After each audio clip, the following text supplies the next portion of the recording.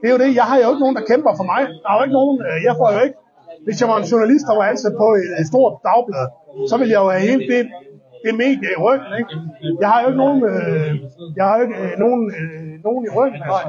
Nej. Så, altså hun er hende der fra Berlingske, hun er jeg ved ikke om det var en repræsentant, det var da i hvert fald en af hendes kollegaer på en eller anden, altså. Hun er da støtte, og man kunne også fornemme, at hun er støtte i sin redaktion, altså. Og det er du fuldstændig ret i, den mangler jo selvfølgelig blandt os. Og det er jo det, altså.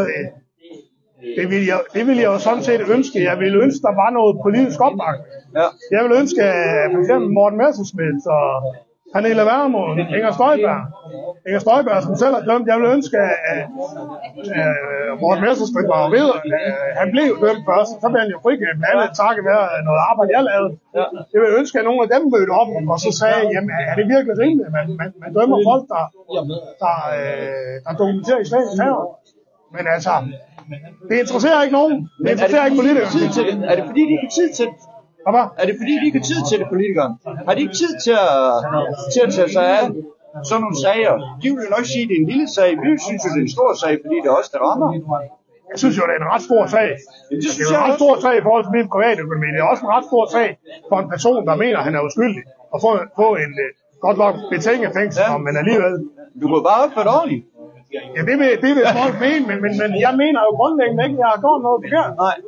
Og jeg mener heller ikke, at det bliver bevist det ret. Og jeg mener, hvis der var noget øget fokus på det fra medierne, og noget øget fokus på det fra det politiske system, så ville vi måske have fået nogle andre afgørelser. Ja. Fordi før, når man ikke kender noget til retssystemet, så tror man, at retssystemet fungerer sådan fuldstændig. Det er sådan en eller anden højere retfærdighed, der kommer ned for oven.